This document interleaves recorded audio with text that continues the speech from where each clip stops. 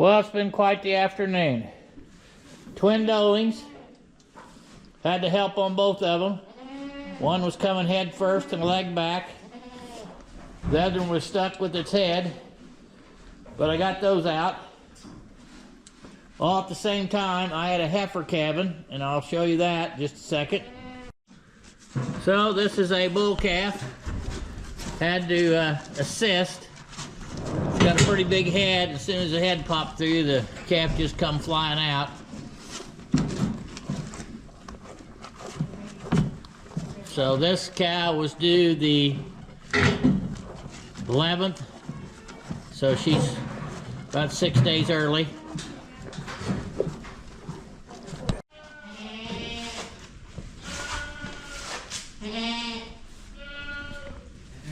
Three cows that's locked into the barn. Gonna leave them locked in. I'll just give them hay and stuff in here. See how the little bull calf's doing. And there he is. He's doing fine. I'll have to tag and weigh him today. So you can see he's pretty active even after that pull. Red buckling is content in the barrel. The two little dolings are over there. I'll check those and make sure that they're okay. Get all these chores done this morning, and I will say that I did lose the one that I was bottle feeding and tubing and had no sucking reflex at all. I don't think it ever nursed the whole time, but that's part of the goat and cattle business. I think there's an old saying, if you're going to have livestock, you're going to have dead stock. So hate to lose any, and I try to do everything I can to save them, but sometimes it doesn't work out. Good morning, everyone. It is a Tuesday morning, and heading out to do morning chores. It was a quiet night last night. No more kids being born. No calves being born, although they're not due now until the 11th and 13th. One that was due actually the 10th. I think on my previous video I said the 11th, but she was actually due the 10th. So 2 more due soon. And reports are of the people I talk to, a lot of these calves are coming early for some reason. So so far it's been the case here. Heading into the barn to do the morning chores. Well, it is a middle of the week, and here is a I-80 bull calf, and born unassisted. And this is a Boulder first calf heifer. So things are going well. I've already been in the pen and dipped the navel, and she's let the calf nurse already for a heifer. That's pretty impressive. Okay, gonna tag and weigh the calf and give it a shot of multi-min. That's my procedure.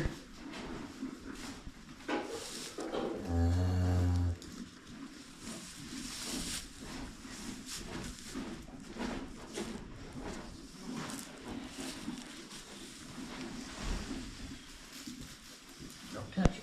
Just making sure it doesn't go anywhere while you're doing that. Bigger than I thought. 82. Bigger than I had anticipated.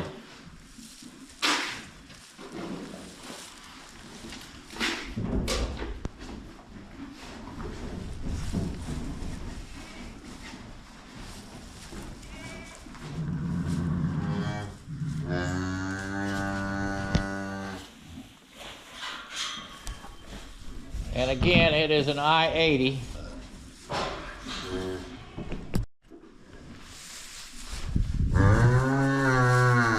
Okay, it's tagged. Cow's not really happy, but we'll get her back in here. It's been a while since I've got my replacement heifers on camera. The two here on the end of baldies, they're fully loaded. The first solid black one is a Connolly Passport. And then the other solid black one broadsided there, she is a bolder, so she would be a quarter blood semi. These two fully loaded would be half blood semis. And I'm keeping them because I've got some older cows that's going to have to be replaced, and I'll have to hit the auction barn this summer. Well, today I'm out in the field picking up corn. And this is what you get into if you haven't harvested your corn, your 2025 crop, until 2026. Lots of corn on the ground, and I'm just picking up a gator load.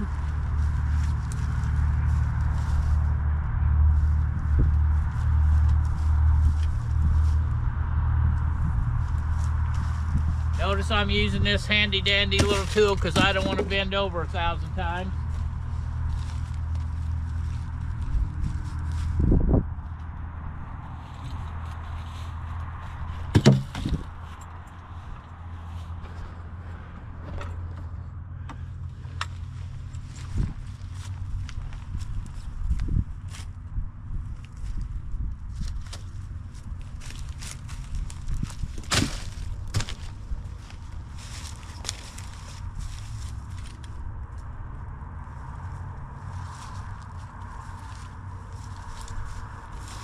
There's lots of corn on the ground. Well, I wanted to give you an example of what I'm doing this morning. Continue with the first part of the video, and this is all the corn that gets left in the field when you wait to harvest your crop in 2026 instead of 2025. And so I've been out here in the field, maybe 30-45 minutes picking up some of this corn instead of just leaving it lay on the ground. And I've not quite got a gator load, but I'm getting close. Well, I've come into the cornfield to check the cows, and they're all the way at the other end, and I'm not going to drive this truck out here because I don't want to get hung up. So I'm going to take the drone up, see if I can fly it over there to check the cows. So we'll see how this goes.